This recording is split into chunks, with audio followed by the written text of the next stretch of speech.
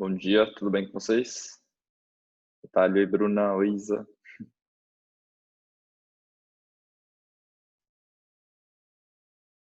Pessoal, a ideia de hoje, bom dia Grazi, é a gente tirar dúvidas desse teste que vocês passaram, tentar resolver hoje. E eu vou falar de mais algumas coisinhas também rapidamente com vocês, para vocês fazerem mais um teste aí para encerrar esse ciclo de progressão geométrica. Então, em primeiro lugar, eu vou dar um passadão rápido com vocês em cima desse teste para ver se tem alguma dúvida que ficou sobrando aí, tá? Então deixa eu fazer aquela. Pronto. Então vamos lá. Olha só, nessa primeira questão, pedia para determinar o x, sabendo que isso aqui é uma PG crescente. Eu já vou falar um pouco mais sobre essa questão, eu já volto à tela, mas aparentemente as pessoas foram bastante bem, conseguiram perceber que de fato se eu pego, por exemplo, o 9 e divido pelo 4, eu chego em que é o quadrado. E aí eu consigo fazer a raiz quadrada e descobrir depois quanto vale o x, sabendo que essa razão vai ter que ser positiva, né? Porque se trata de uma PG crescente e não de uma PG oscilante, o que vocês forem encontrar aqui tem que ser positivo e não negativo.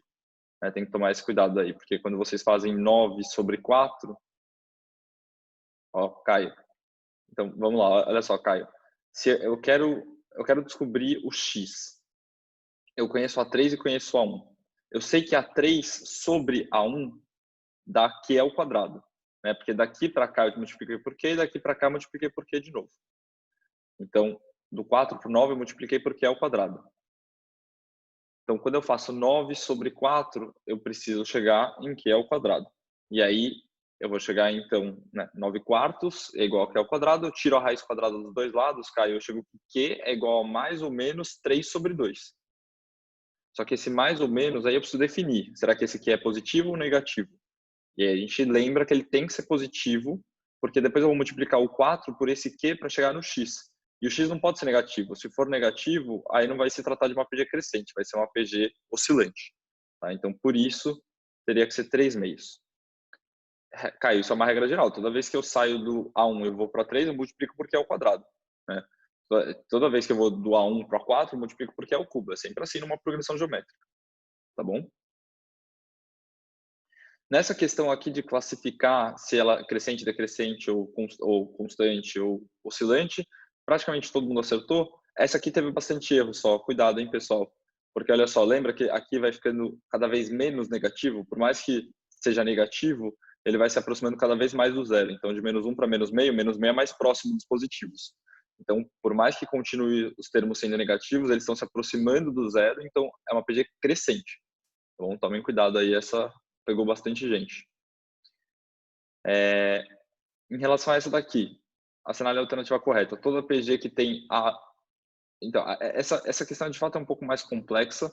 Eu não vou gastar muito tempo com vocês agora nela, né? Mas basicamente toda PG que tem A1, aqui perdeu até A1 maior que 0 ou é menor do que 0 e Q maior do que 1, ou menor do que 1. Eu vou ter que olhar depois, aqui eu perdi as informações. Depois eu dou uma olhadinha e converso com vocês sobre ela. Mas basicamente eu queria me ater mais nessa discussão mesmo do convergir e divergir. Eu vi que no começo vocês apresentaram mais dificuldade, né? Praticamente metade falava que era convergente, metade falava que era divergente.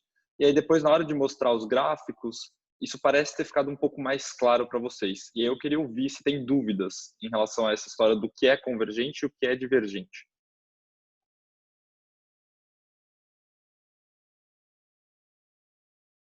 Diga, Manu.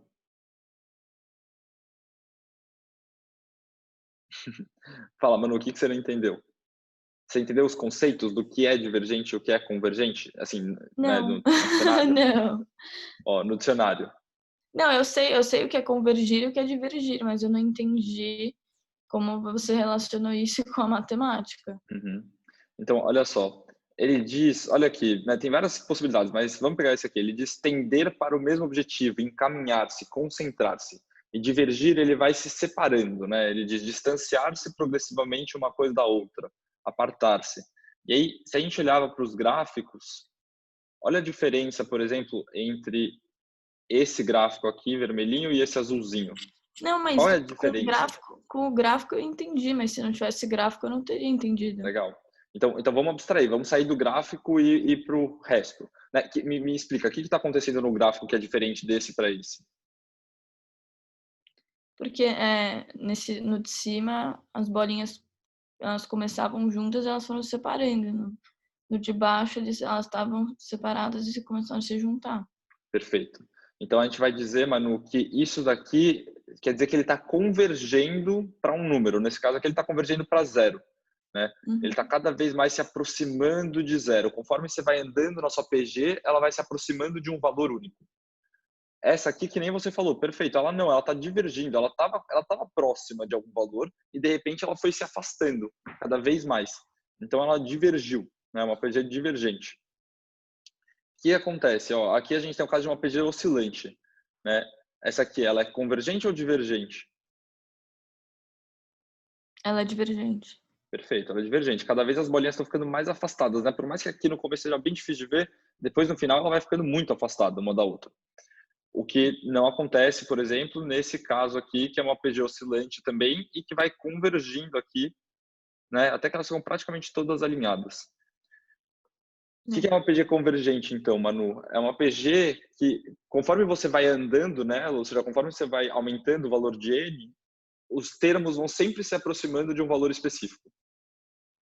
No caso de uma PG divergente, não. Ela vai cada vez se afastando de um termo específico. Ela vai ficando mais alta ou mais baixa, né? Depende se é crescente ou decrescente. Entendeu, Manu?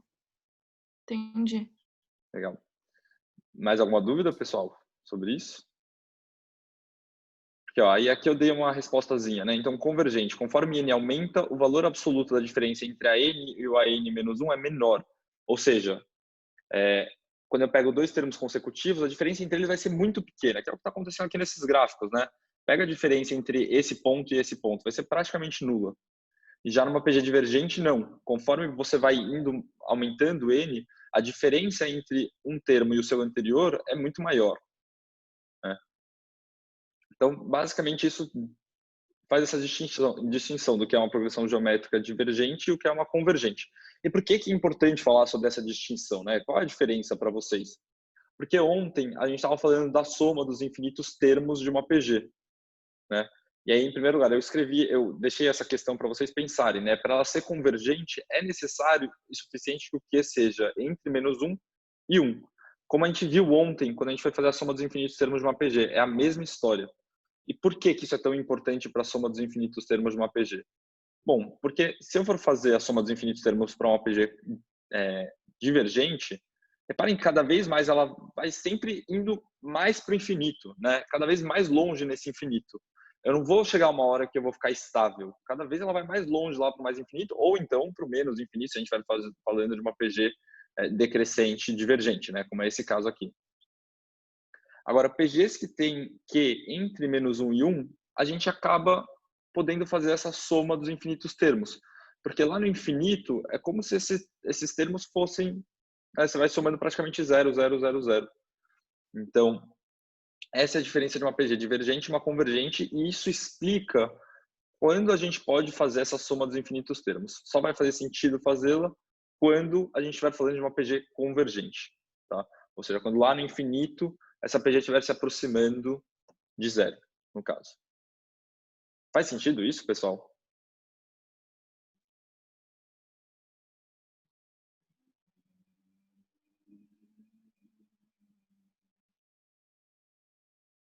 Silêncio é porque vocês estão em choque ou porque deu para entender?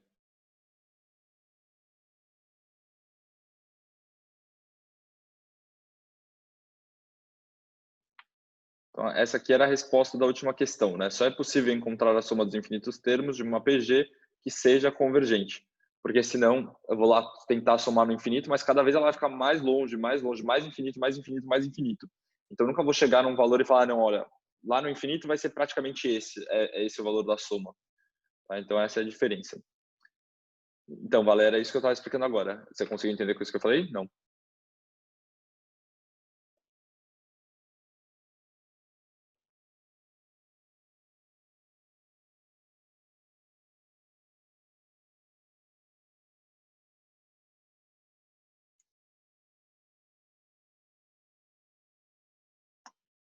Acho que sim. Então, a ideia é essa, tá, Vale? Tipo, se eu for somando mais termos, só que é uma PG divergente, esses termos lá longe, eles vão continuar crescendo muito.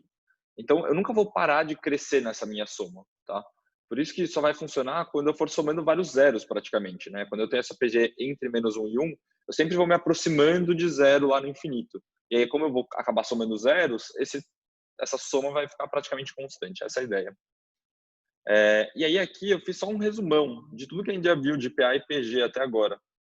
Então, a gente viu, né, a expressão do termo geral da progressão aritmética, a gente viu da progressão geométrica. E percebam que existe uma semelhança entre elas, tá? Então, olha só que interessante. De PA para PG, a diferença é que antes a gente somava a razão e agora a gente multiplica. E olha só, praticamente o nosso mais aqui virou uma multiplicação. E o que era multiplicação virou elevado, né? Então, era R vezes N menos 1, virou Q elevado a N menos 1. Isso vai acontecer para esse caso também. Para a soma, não, né? Para a soma fica um pouco diferente.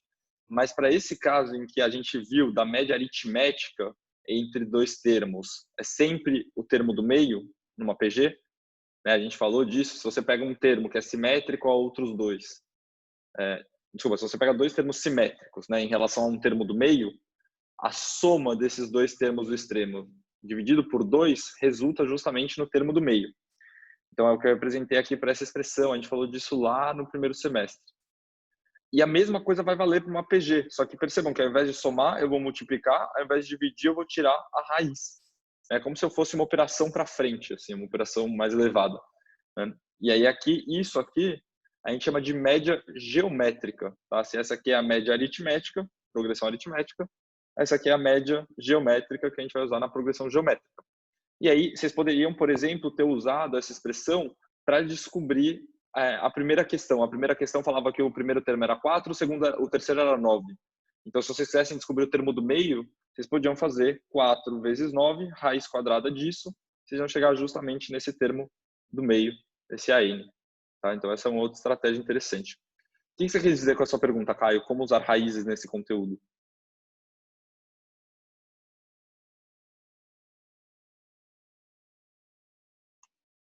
Gui, Oi. nesse N é igual a N vezes é igual a raiz de AN menos R?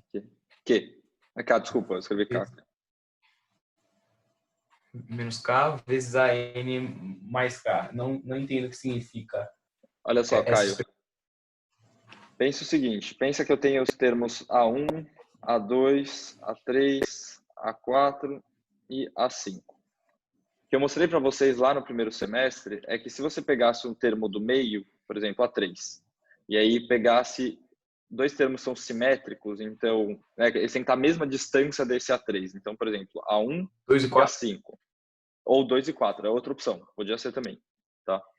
E aí, na PG, o que eu falei para vocês era que a soma desses dois termos dividido por 2, ou seja, a média aritmética entre eles, tinha que dar o A3.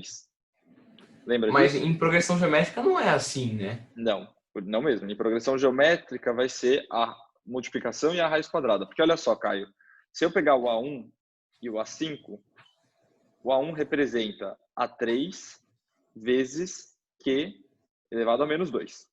E o A5 representa o A3 vezes Q ao quadrado. Faz sentido isso, Caio? Faz. Tá. Então, se eu multiplico o A1 pelo A5, eu vou chegar em A3 vezes Q elevado a menos 2 vezes A3 vezes Q ao quadrado. Q elevado a menos 2 é a mesma coisa que 1 sobre Q ao quadrado, certo? Aham. Então, isso aqui acaba cortando. E olha no que a gente chega. A gente chega em A3 ao quadrado. Ou seja, A1 vezes A5 é a mesma coisa que A3 ao quadrado. Então, eu posso escrever que A3 é igual a raiz quadrada de A1 vezes A5. Então, é a mesma lógica que a gente fez para a progressão aritmética, só que agora a gente está falando de PG. Então, ao invés de fazer uma média aritmética, a gente vai fazer uma média geométrica. Tá? Então, eu multiplico os termos e tiro a raiz quadrada. O que é esse menos K e mais K?